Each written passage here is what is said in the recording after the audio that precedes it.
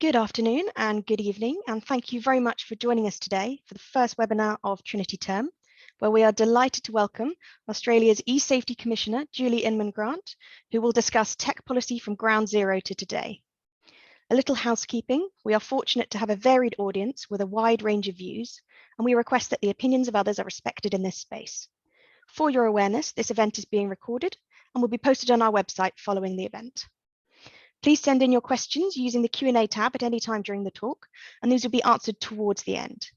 Questions will be visible to all attendees and can be upvoted and commented upon, and we will endeavour to follow up on any unanswered queries.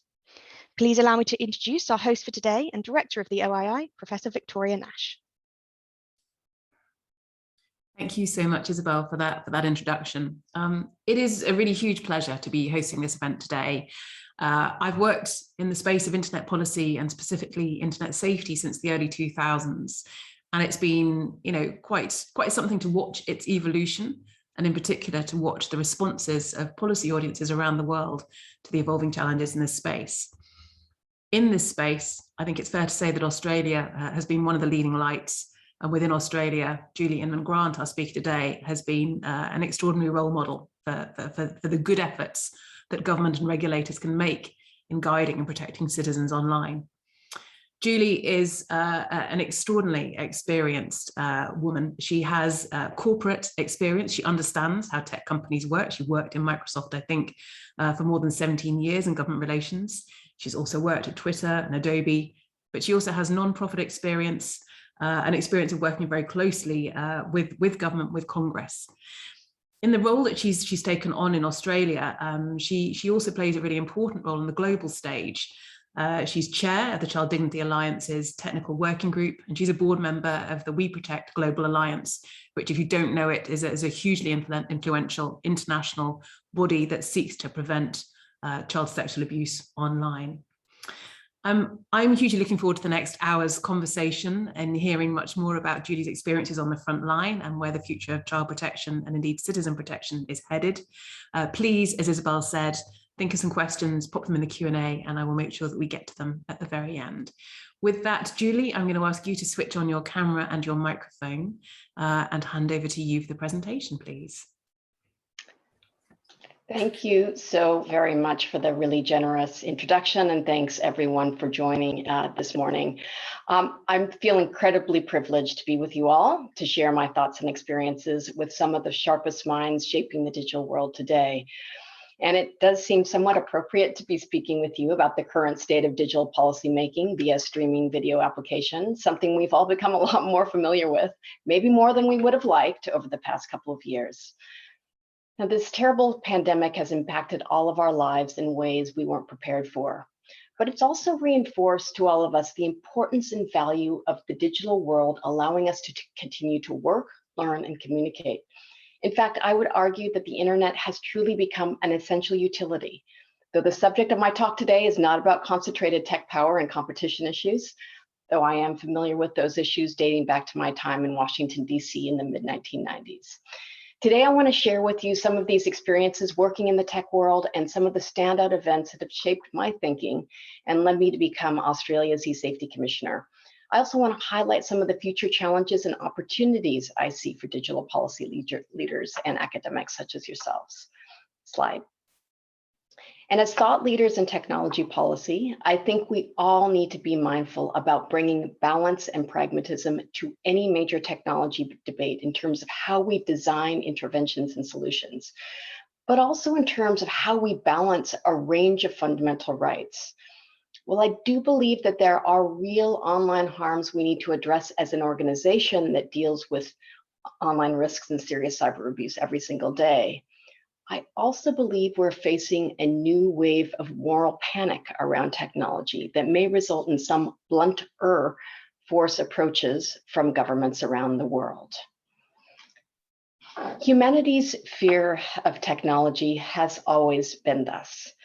Whether it was fear of the printing press in the mid-1440s, the medical designations of both radiophobia or radiomania at the turn of the 20th century, or television's arrival as a mass medium converging with America's growing paranoia around communism and nuclear war, creating the so-called Red Scare in the 50s.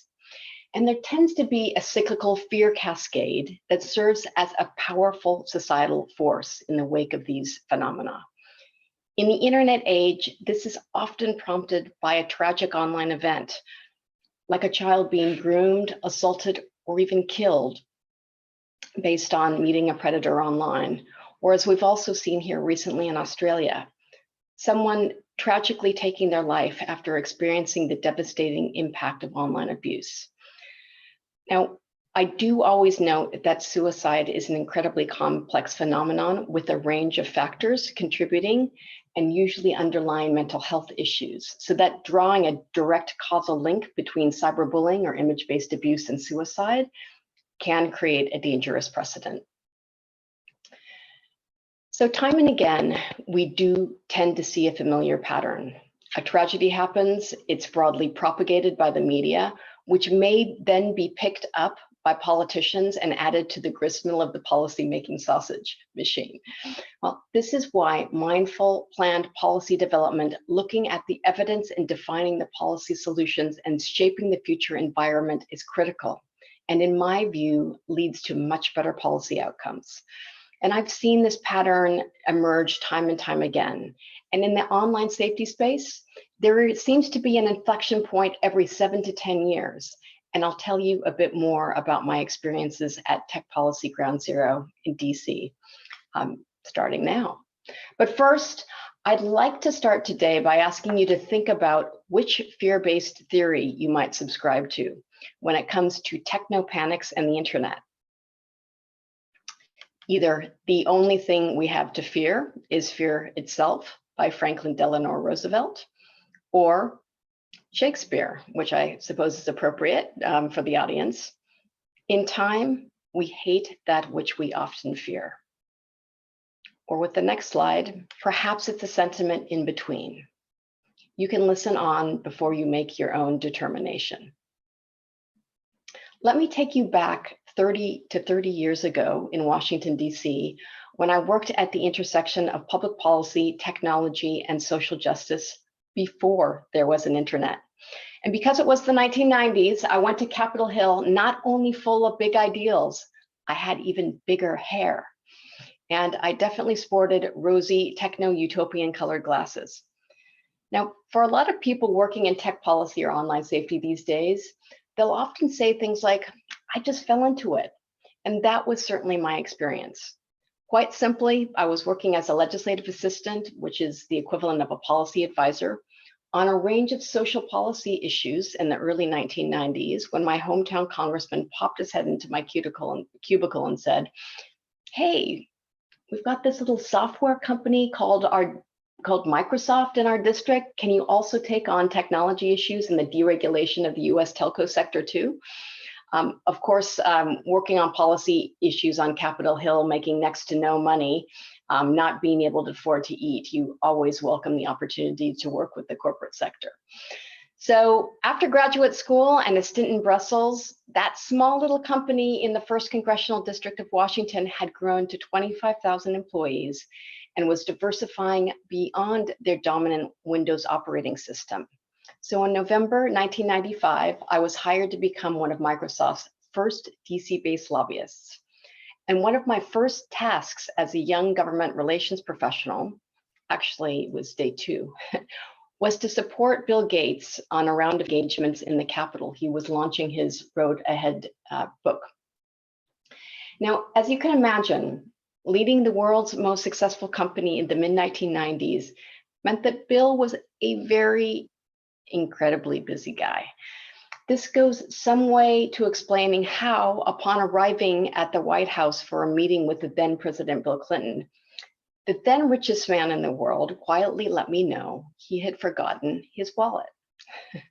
Now, the White House is not the easiest place to gain entry to without a photo ID. And despite Bill being a household name in the US, the very diligent security guard on duty refused him entry. Now, this was, of course, well before facial recognition. So we were at somewhat of an impasse. And my eternal panic as a 27-year-old, now escorting my new boss, was growing by the minute. But as often the case, from a moment of sheer desperation can come some divine inspiration. I remembered that Bill's face was on the cover of that week's issue of Newsweek. So I took off for the nearest newsstand, returning with my copy to prove to the security guard that the Bill standing next to him was in fact the one and only Bill Gates. And thankfully, the guard relented and allowed Bill in to meet President Clinton. Needless to say, I've never forgotten my first week in Washington, D.C. in my new job. And I didn't realize it at the time, but this episode would really serve as an early indicator of the challenging times ahead, navigating that sometimes tense relationship between the tech world and the political world. And I've spent the majority of my career serving as a sort of ambassador and an interpreter between these two contrasting worlds. So one of the lessons I learned early on, and that has remained true to this day, is whether it's a fledgling startup to a billion-dollar corporation, the default position of the technology industry is they want to be left alone by government, all governments. There continues to be a firm belief within industry that a completely unregulated environment is the best way to innovate and drive profits, as well as to create jobs and maintain the sanctity of the First Amendment, for the United States at least. And since the 1990s, governments across the Western world have been happy to oblige, not wanting to apply any kind of policy handbrake that could inhibit innovation and growth in the tech industry, nor restrict the incredible benefits that innovation brings to the economy. This policy posture was cemented in 1996 with the US government's adoption of Section 230 of the Communications Decency Act, which you probably all well know, shielded major tech companies from liability for the actions third-party users take on their platforms. As someone who actually helped shape the CDA and fought numerous bills in Congress that sought to tax e-commerce, I can say with hand on heart that we in industry at the time truly believed that overregulation would stop the promise of the internet in its tracks, just as it was on its cusp. Of course, I represented Microsoft during the US DOJ antitrust trial, preparing Bill and the other executives for their grillings before the Senate Judiciary Committee. I worked with others in technology to upset Vice President Gore's planned export controls on the Clipper chip, or 56-bit encryption products, which seemed impermeable at the time. I worked on H-1B reform to get skilled talent into the US, on permanent normal trade relations for China in light of human rights abuses, on international tax reform, IP protection, on piracy issues, remember when software used to be delivered on little discs, and patent reform, and also helped organize the first White House Summit on online safety in 1996. So interestingly, I think you'll see some trends. We continue to grapple with a number of these issues in slightly different manifestations today. Those were certainly heady and exciting and very exhausting times in DC. And I was one of those in the technology industry that truly believed that we were going to change the world for the better. Now, if we fast forward 2.5 decades, the policy pendulum is now clearly swinging back the other way, with calls in the US and globally for Section 230 to be repealed and for big tech to be regulated for a range of harms. How governments do this really matters, and I expect that the US will likely lag behind the rest of the world on this score, partially because of the power, the wealth, the stealth, and the influence of the tech industry now wields in Washington. I was heartened by President Obama's speech at Stanford earlier this week, which I hope some of the messages reach the powers that be in Washington. But right now, I suspect that the focus will continue to be on big tech competition and market dominance, and bringing the US in line with the rest of the world on privacy and data protection. Also very important issues. And of course, last week, the IAPP had their Global Privacy Summit. And we had the likes of Brad Smith from Microsoft, Kent Walker from Google just yesterday, but also Tim Cook from Apple calling for privacy legislation in the US. Indeed, Australia established the eSafety Commissioner in 2015, and we're already implementing a set of new schemes following our first stage of reform. And now governments, of course, across the world are seriously contemplating whether and how the internet industry should be more tightly regulated and what that regulation might look like. This, of course, includes Canada, Ireland, and of course, the Online Safety Bill in the UK, and now the EU's provisional agreement on the shape of the Digital Services Act. Next slide. So I must admit to feeling a sense of deja vu bordering on PST when I saw Mark Zuckerberg testifying before the same congressional committees that Bill Gates addressed in 1998. I think even he would be lamenting his infamous early Facebook motto of moving fast and breaking things. But since these words left his mouth, he and countless other tech titans have put the blinkers on and raced ahead.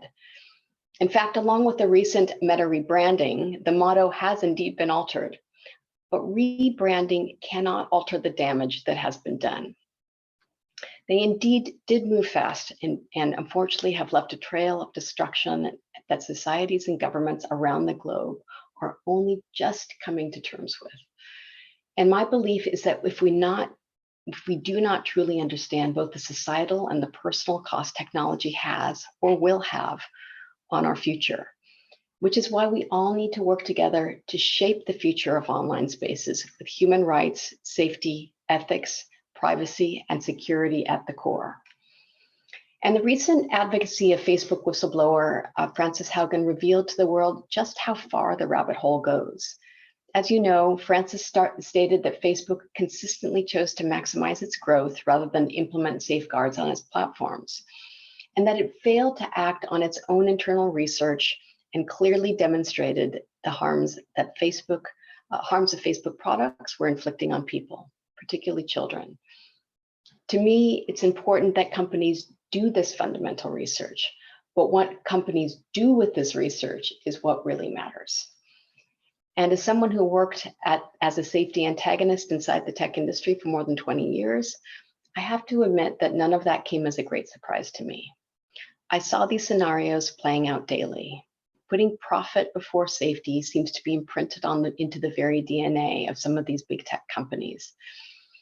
And I believe that this is why industry failed to make online safety the third pillar of digital trust alongside privacy and safety, because addressing personal harms of users is not perceived by industry leaders as contributing to the bottom line. But I'm still hopeful we can change that perception too. Next slide. From that pivotal day in Washington, helping Bill Gates into the White House and to eventually finding his wallet, I continued to work for Microsoft for another 17 years. In fact, in many ways, I grew up professionally there.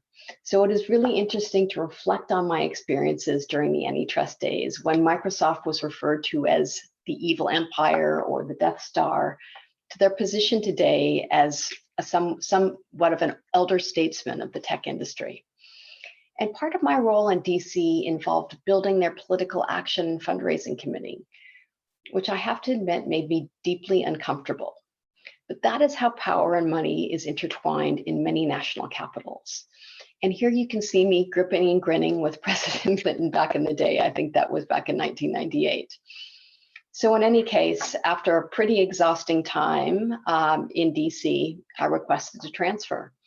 And Microsoft obliged and literally sent me to the other end of the earth, to Australia, to set up the company's government relations, philanthropy, and industry affairs.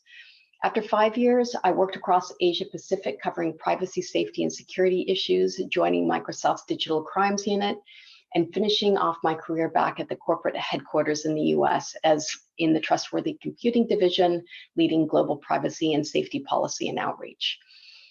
When executives rejected my safety by design strategy more than a decade ago, I knew it was time to move on.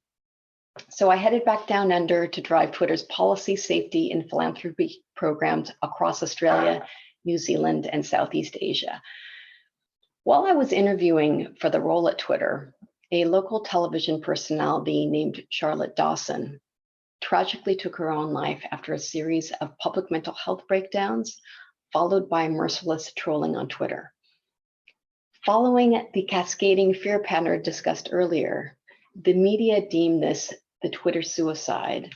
A petition was started, and the resultant outpouring of public grief and anger that followed prompted the Australian government to establish an online harms regulator, then the Children's eSafety Commissioner. Meanwhile, I was trying to extract guarantees from Twitter that they would up the ante on their safety practices so that I could defend them externally. And there were some safety innovations that were implemented in the 2 years that I was there. The mute button was added, and the reporting form that once took 2.5 minutes to fill out was streamlined down to 30 seconds. And that's pretty decent for a microblogging site, which at the time was 140 characters. We built systems to more effectively detect child sexual abuse material and pro-terrorist content, helping us tackle the proliferation of ISIS content. But overall, these changes were more incremental than they were monumental. And in and day out, I saw how online abuse was being weaponized against women and those from vulnerable backgrounds. Twitter was designed to serve as a great leveler so that all of the world's people could speak truth to power. And I ardently believed in that vision when I joined. But I started to see very clearly that targeted online abuse was being hurled with relative impunity, and that this platform for freedom of expression was actually enabling the silencing of these voices by providing them with inadequate protections. I saw very clearly that social media was surfacing the sordid underbelly of the human condition of prejudice, race, hate, misogyny, homophobia, and the systems we were building could not keep up with the spontaneous human malfeasance. In the end, I left a team that I loved and a company that had great promise, but I wasn't in a position to fix the problems from the inside, and I wasn't willing to continue defending the indefensible. And I think that Twitter now has a very unpredictable future under a very unpredictable leader who may not truly understand the nuances and complexities of content regulation or content moderation and the foundational requirements of a functional trust and safety operation, which requires a careful balancing of policies, processes, people, and technologies. Balancing freedom of speech and hate speech is not something machine learning and AI can tackle alone. If that is the default position, I think we'll see a lot more toxicity and chaos on the platform. Suffice it to say, after my diverging on the Elon Musk question, that when the opportunity arose to become Australia's eSafety Commissioner, I finally felt that having some regulatory levers to pull might help to change things. So that's when I became the poacher turned gamekeeper. So now I'd like to turn a little bit to who we are and what we do. In my 22 years in the technology industry, what has never failed to surprise me are the creative ways people find to misuse technology. And that's precisely why eSafety was created, to help all Australians have safer and more positive experiences online. We're the first government agency in the world dedicated to tackling online abuse and improving our citizens' online safety. We have multiple reporting schemes where we can compel the takedown of content and have a range of remedial powers, including civil penalties targeting both platforms and perpetrators. Now, from a regulatory perspective, we have not been set up as censors of objectionable content, but rather as a safety net when platforms miss context or fail to remove illegal or seriously harmful content. We have a powerful combination of functions that operate under 3 distinct pillars, and we believe that they need to work in tandem to enable real change.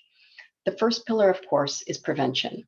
We do this through our research, education, awareness, and training programs. We want to arm our citizens with the strategies and skills they need to understand online harms and mitigate the risks. We want to prevent the harms from happening in the first place. The second area is protection. Through our reporting and investigative schemes, we support individuals experiencing online harm and have powers to compel the takedown of illegal and harmful content and to find perpetrators and platforms. We have not been set up as censors, as I said, but really to tackle that content that falls squarely into the lane of seriously harmful or illegal content. And our legislative thresholds for action are incredibly high. And of course, Regulation is applied after damage has been done. So how does eSafety seek to minimize the threat surface for the future? Through our third pillar of proactive and systemic change. And this is where we encourage the tech sector to take more responsibility for what's happening on their platform and to bake in safety protections at the outset through initiatives like Safety by Design and by anticipating and getting ahead of technology trends and challenges. So let me start a little bit with protection.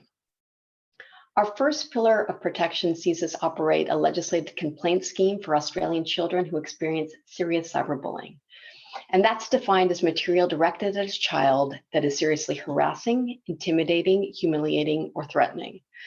We receive reports from children as young as 8 or 9, although the average age is 14, and girls are bullied more than boys. Serious cyberbullying material ranges from social exclusion to spreading rumors or creating drama. At the upper end of the scale, we see direct threats of harm or incitement to suicide, with increasing use of fake or imposter accounts.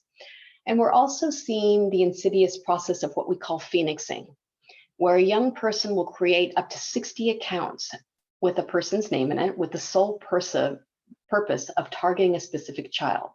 So that one account comes down, another will rise from the ashes in its place to continue the harassment. So yes, we do play a game of whack-a-mole there. As I said, we're designed to serve as a safety net for young people when context is missed or reports of abuse to social media companies fall through the cracks. And one of the elements of this complaint scheme is that the child or the parent or an educator needs to report to the platform first. That is fundamentally their responsibility and their job. And then we advocate on their behalf when things do fall through the cracks. And we see that happening on a fairly regular basis, particularly when you consider that content moderators that are largely based overseas may have 30 seconds to a minute to decide whether a specific tweet or post or snap contravenes their terms of service. We also have an excellent rate of success in having damaging material removed from social media platforms. And we know that the sooner that the content is removed, the more the emotional and mental distress of the child is relieved. Since the scheme commenced in July 2015, eSafety has helped thousands of children and their families resolve cyberbullying complaints, and we've referred tens of thousands more to mental health support services. Our wraparound support means that we often work with parents, schools, and other students to resolve the conflicts at the source, and what we find is that the online bullying then tends to dissipate. We also see that during times of school holidays, cyberbullying reports go down, really reinforcing this peer-to-peer intersection between bullying and conflict in the schoolyard and cyberbullying in the off hours. Secondly, we've got an image-based abuse scheme for Australians whose intimate images or videos have been shared or threatened to be shared without their consent. Now, the majority of our reports come from women and girls, and 30% of reports are from victim survivors under the age of 18. And depending on the nature of the sext or the image, this is often triaged and sent to our child sexual abuse unit for the underaged. Now, we understand how devastating image-based abuse can be, so we're incredibly dogged in our determination to get these images and videos taken down from literally thousands of websites across the globe. We've got about an 85% success rate in terms of getting this content taken down, and the 15% that fail to comply tend to be rogue porn sites or image boards set up for the sole purpose of humiliating women. We do have a range of remedial powers that we've employed to prevent repeat offending and the threat to share, which also represents a large proportion of our reports, particularly around sexual extortion. We're also building a scalable search tool right now so that victims, survivors of image-based abuse do not have to go trawling the internet for their non-consensually shared intimate images.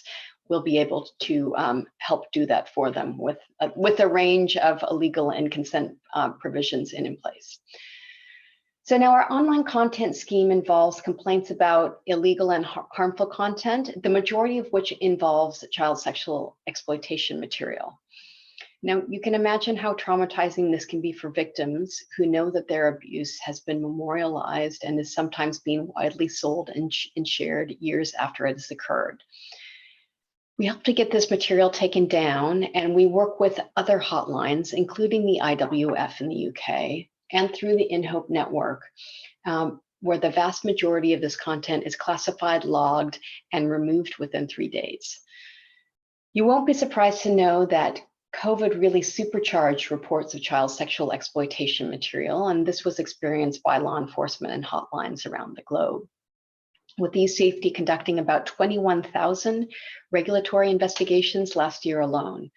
And we saw reports of CSEM double in both 2020 and again in 2021 in comparison to pre-pandemic numbers. We're starting to see that plateau a bit, but we're still well above our pre-pandemic numbers.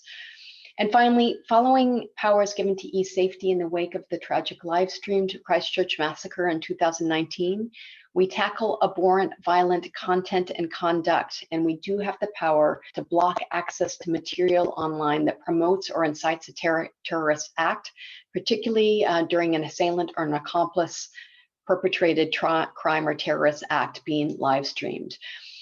We've never used those powers. Every time a terrorist event happens, it's usually over a weekend in the middle of the night. We have to assess whether it constitutes an online crisis event. Halle has come the closest to achieving that, but we've never reached that threshold. And that's a serious power to wield, and discretion and fairness is always a consideration. As I mentioned earlier, online safety is now at the forefront of many government agendas. In Australia, we've recently gone through a period of evolution through legislative reforms to better meet the threats of the day and to tackle online abuse wherever it's happening. So in January of this year, with the commencement of the Online Safety Act, our powers have been bolstered to help protect Australians. The crown jewel for this new legislation has been the creation of a new world-first adult cyber abuse scheme. This gives eSafety formal powers to require online service providers to remove online abuse that targets an Australian adult with the intention of causing serious harm. There is a second limb of this objective test that our investigators must undertake, so that the content must also be deemed to be menacing, harassing, and offensive to an ordinary reasonable person in all cases. So that's a pretty high bar.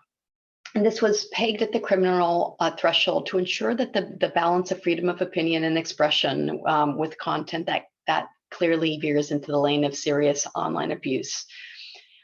Again, this is for information or content targeting an individual rather than groups, but we can consider intersectional factors in considering intent to seriously harm, particularly if it's targeting a person from a marginal group. And defamation and harm to reputation are not covered through this scheme. It's also worth noting that there are a number of transparency and accountability requirements eSafety is required to report, and we've set up a new internal review system to challenge any regulatory findings that is set up separately. Complainants can also go to the tribunal, to the ombudsman, or to the federal court to challenge a regulatory action we might undertake. So there are checks and balances. But our existing schemes have also been strengthened.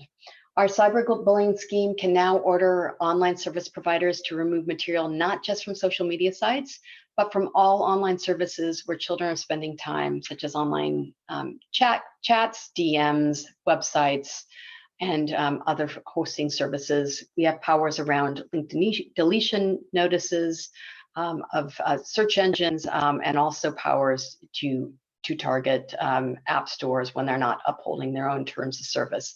So this legislation really recognizes that there's responsibility up and down the stack, and that we need to take an ecosystem approach.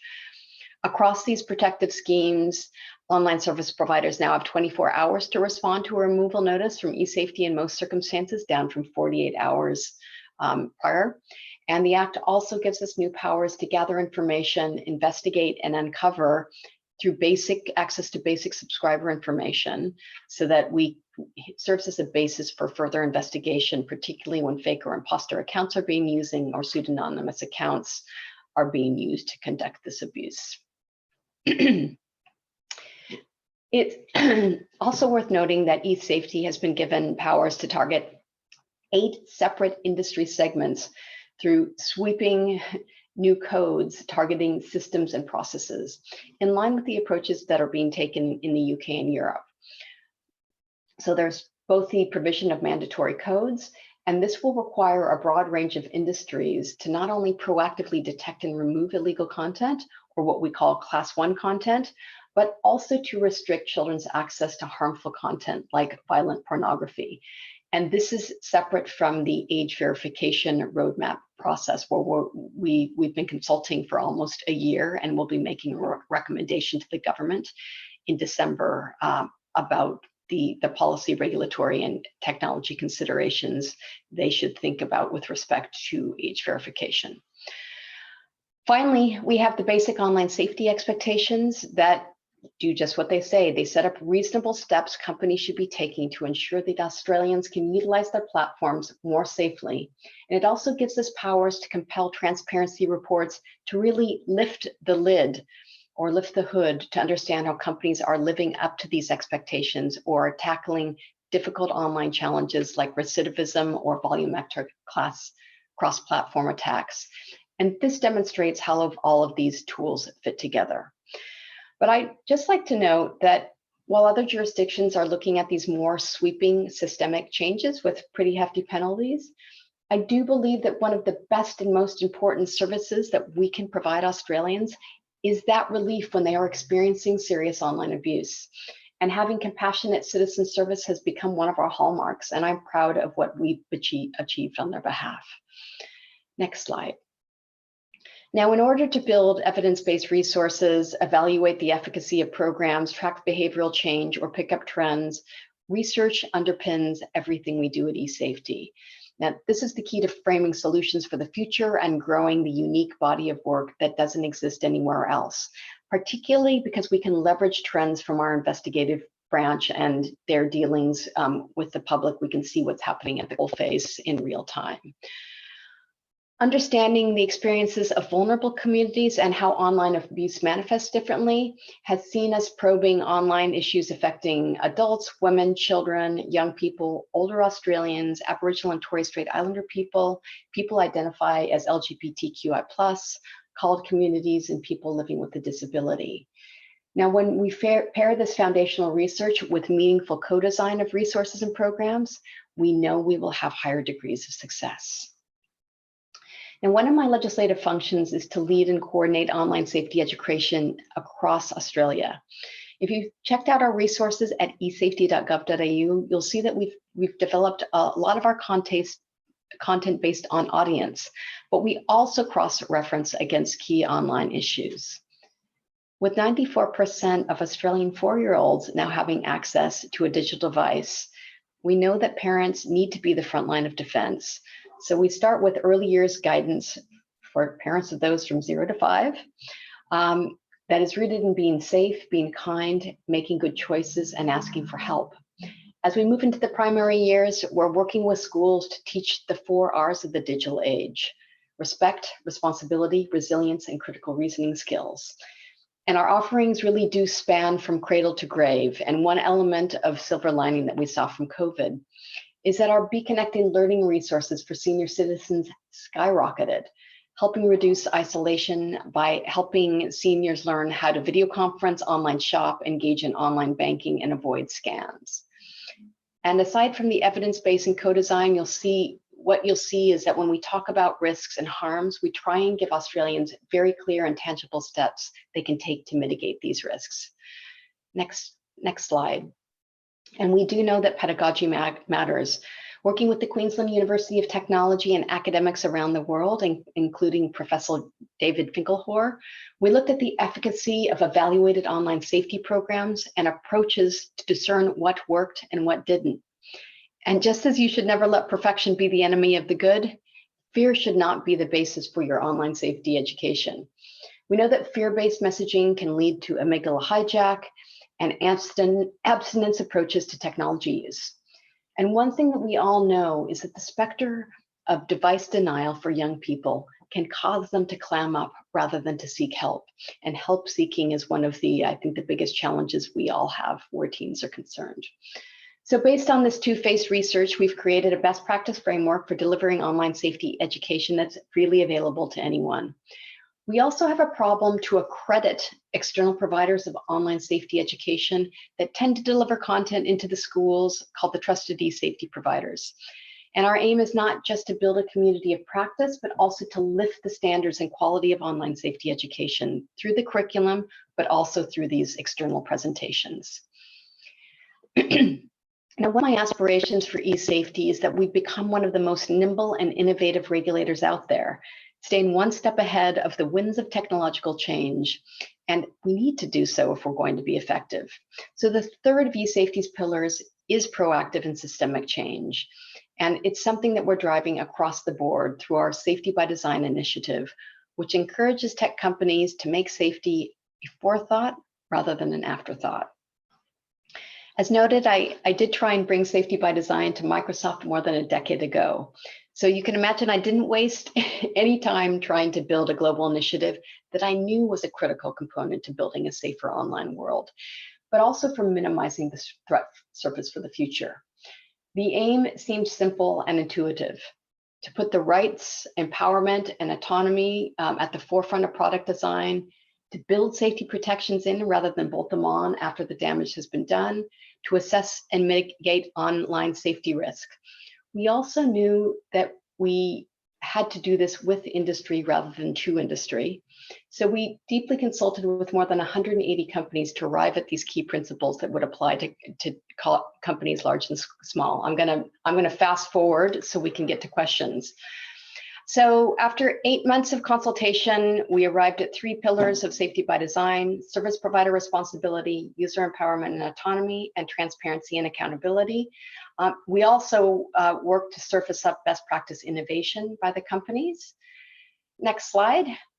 We took another 18 months to work with a range of stakeholders to develop Safety by Design risk assessment tools. These are interactive, and we have one for startups and another for enterprises. Tech companies from more than 45 countries have now downloaded and used these free risk assessment tools. I encourage you to go online and take a spin. I'll just briefly also say with the next slide that because technological change will always outpace policy, it is imperative for us to stay a step ahead of tech trends. So you can go and see a number of our position statements, which we aim to make sure are nuanced and balanced and focus on the benefits and opportunities, but also highlight the risks. In the past year, we've been very focused, as many of you probably have been, on immersive and hyper-realistic sensory worlds, the metaverse, but also the Web 3.0 world. And, you know, it's our deep hope.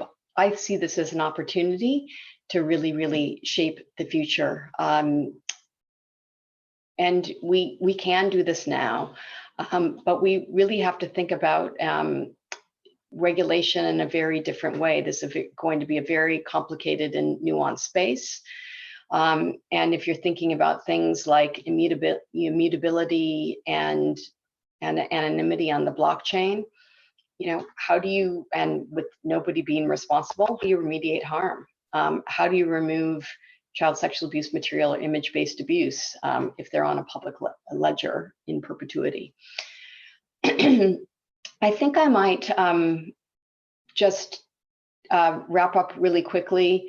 I want to talk about how important it is for us to really balance. I think a key job for technology policy is to balance fundamental rights I think we've seen polarization in every manifestation, whether it's political or around mask mandates, but we've also seen it playing out in the technology policy space.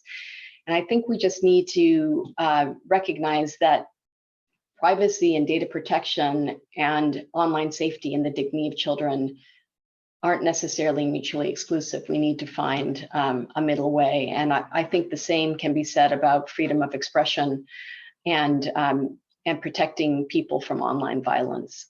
So again, back to the whole idea of fairness and ensuring that we don't create a global splinter net.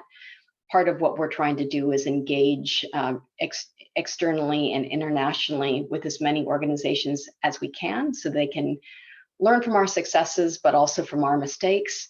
And we're working to build a global network of online harms regulators, because I believe by 2025 or 2026, we will have a whole global network of online harms regulators, just as we have data protection authorities. And I guess I was ending with Dr. Seuss: drop every fear, take every chance, and let's work together to shape the online world that we want, and of course, the online world that we deserve. Thank you. Julie, thank you so much for that. That was a fantastic presentation. I always think there's not enough discussion of history and evolution of debates in this space, as if every challenge we face is a new challenge. So I think to have you contextualize that, both in your own personal sort of biographical experiences, but also in sense how the field has evolved is just really helpful and really valuable. So thank you for that. I've seen lots of questions coming through. So actually, rather than use up time with my questions, because I suspect you and I might have another opportunity to speak about some of this, I'm going to go straight to the Q&A, if that's okay. So looking at the questions, other people, please add those or upvote questions if you'd like to. One of the ones that currently seems most popular is one from my colleague, Andy Shabilsky. And the question is as follows. It says, do you find that the leaked internal research is in scare quotes there, by Facebook and Meta, are compelling evidence of harm of equal or greater worry than the anecdotal accounts of individual tragedies that are covered in the press? So which do you personally or professionally find a greater source of concern? I think many of the individual tragedies are sensationalized in the press, and back to the obviously when lives are lost or people are assaulted, that's a terrible thing.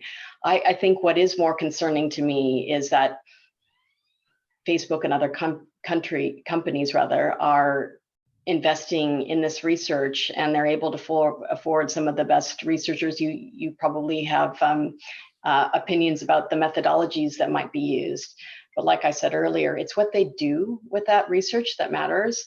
And I think really what was shocking that Frances Haugen uncovered is the extent to which everything pointed to the harm and the damage that their products and services and algorithms were causing to humans, and they chose not to act or to use that research in a way that was beneficial. And I think that's, and that goes to putting profits over people, and it's what I experience time and time again. Working in the technology companies, and I had executives roll their eyes when I advocated for safety by design. I had executives say, well, we're never going to be a social media company, and why do we really care about personal harms? I mean, I think it says something that the tech industry calls the humans that utilize their technology users. Yeah, there's so much there. And there's a lot there, and of course they're monetizing their data. And by the way, Andrew, I really do admire your work, and thank you for not. That was a hard question, but not as hard as you could have asked me. So thank you. Yeah, that was relevantly, benevolently worded. I mean, you're right, and we do worry about the quality of the research that's used, but you're quite correct, I think, in saying that ultimately, at the very least, we would just like companies to act on the research they are conducting, nothing else. Wonderful. Thank you for that question and answer. Another question that's been upvoted here that picks up on something else you mentioned, I think in your response actually, is from Matteo Fabri. So picking up on this point about the sort of lack of transparency around the algorithmic systems that are at the root of some of these issues of content curation and promotion, as well as moderation. The question is, do you think that the upcoming EU Digital Services Act will manage to make platforms' algorithmic systems more transparent? So in other words, is this an interesting, regulatory trend that we should have some big hopes for? Yeah, I think there's a lot of really interesting thinking and work going on in the UK around this with Ada Lovelace. And I'm hoping when I'm in London at the end of May to be able to meet with them and talk to them more. What I believe we should be doing is we should be. I don't think we necessarily need to break the black box. I don't think we're going to be putting armies of engineers and data scientists into companies to be analyzing algorithms that are updated by algorithms. I don't think that that's going to be successful. So again, it's how technical audits and algorithmic transparency is tackled will really matter. I think we need to take a outcomes-based and harms-based approach to this. So with our basic online safety expectations, we're building that system right now, and we will be looking at some of the same things, as I said, lifting the hood. And a lot of that's going to be dependent on asking the right questions. So if anybody's interested in helping us ask those questions, just let me know, because having spent so much time in the tech sector, I usually know the I guess the talking points before the people walk in the door. But I also have seen, because I was behind it, how companies can be very slippery with their numbers or omitting facts. And so we really just have to outwit them and be very clever about how we ask these questions and compel that transparency and, frankly, that accountability. Yeah, agreed. A couple of questions here specifically about the Australian new regulation that you were outlining, and I think it's worth maybe just investigating that a little bit more deeply. So one from actually an anonymous attendee here says, given your focus on Australia and the global presence of the big tech firms, how do you crack down on international actors and platforms based outside the country? So obviously, again, something we've been trying to address in the UK in our digital safety bill too. Yeah, so I do a little bit of a dance, if you will. These companies are made up of people. I was a person who wanted to change things and make things better and was dedicated to safety. It's ultimately why I left actually all of the companies, because I didn't feel that I could defend their records or their approaches any longer. But we try and work with them wherever we can. I mean, we're literally picking up the phone or sending an escalation to the trust and safety operations of any given corporation at any time. And many of them don't want seriously harmful or illegal content. They know that their systems are patchy. They know that things fall through the cracks. We now have stronger extraterritorial reach. I mean, it's where there are companies that are or rogue porn sites and gore sites and others where we have real issues. And that's usually in the child sexual abuse material area, or also in terms of pro-terrorist content. And what we've been doing is filing multiple notifications or notices, not only to the gore site, but to the content host. So we've got a 93% success rate in terms of getting that kind of harmful content down. If it's a responsible company, we're operating at a high threshold, and we make sure that we're not just sending them random requests. They've gotten to know us over time, and they know that when we say something is seriously harmful, they'll take a look at it, of course, and validate that. And if they don't, that's when we issue a removal notice. And if they don't comply, that's when we can take them to court and fine them. Yeah. I mean, I think it's interesting that the UK is also going down the same route, trying to find tools that do give us leverage, basically, on companies based overseas, whether that be by targeting the responsible executives, fines, or, as you say, tools like blocking as a last resort. So, I actually have I'm not sure about penalizing local executives. One, they're not the decision makers. Two, again, having been the person who set up operations, or representing the interests of Australians and others for the country, you really are, as a tech executive, you're largely a marketing and salesperson, but the government relations people are there to actually represent the interests back to corporate headquarters. And if you're actually there's the threat of jailing them, you're not going to be able to attract that kind of talent and that kind of advocacy that you'd have in company. I think it's probably a bridge too far. That's my opinion. I would completely agree. And I think, as you say, it really risks undermining the quality of the executives who should be taking the most significant decisions. But unfortunately, it's politically appealing, it seems, to voters. I'm aware we're almost at time. Can I ask you one more question before we finish, Julie? Sure. We've got time for one more. Wonderful. Okay. Obviously, participants, if any of you need to drop off the call because we're running over, do so. The full recording will be available online shortly anyway.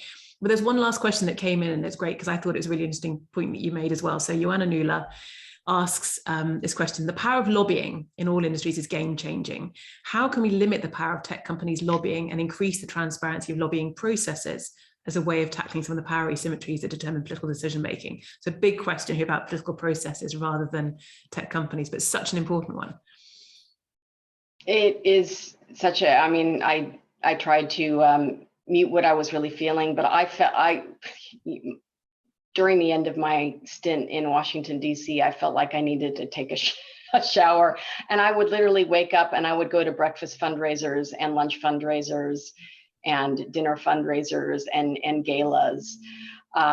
So I think, and I don't know how you have to reform the political and election system to be able to get around that. And in Washington, D.C. in particular, money is so intertwined in politics, and it does influence things. Unfortunately, it's not quite like that in the same way here in Australia, and I'm probably not so much in the UK. But I would like to think, as all of us are coming close to elections and we're thinking about disinformation and election interference, that we really should be thinking about reforming political processes as well and keeping them cleaner. Yeah, I completely But agree. sometimes politicians don't hold themselves as responsible and transparent the same way that they ask other entities to. I can tell. I can just, there's so much more I want to ask you about your experience in Washington. I can just feel it sort of in the background of all these responses. But I think that's a really great point to finish on, because one of the things I've loved about the talk you've given today is it's reminded me of the sort of sheer array actually of tools that you can bring as a well-meaning and really actually well-resourced regulator in Australia. And that's why I think you are such a good role model. But I think the thing I also personally just really value about you is you are just so politically astute about this. You understand not just how the tech companies work, but how politics works. And I think that puts you in a really sort of, uniquely important position. So thank you for giving us such honest answers and such a great presentation. Everybody who's watching, obviously this will be online on our website shortly, and I would suggest that anybody who's interested to know more about Julie's work and the Commission's work has a look at the website, which has a huge array of resources, including lots of research. But thank you very much, Julie, for your time today. It's been a great session. Thank you for having me, and thank you everybody for sticking with me, even though I had to truncate it at the end. Not a problem at all. Everybody else, Julie, have a great evening. Everybody else have the rest of a great day. Goodbye.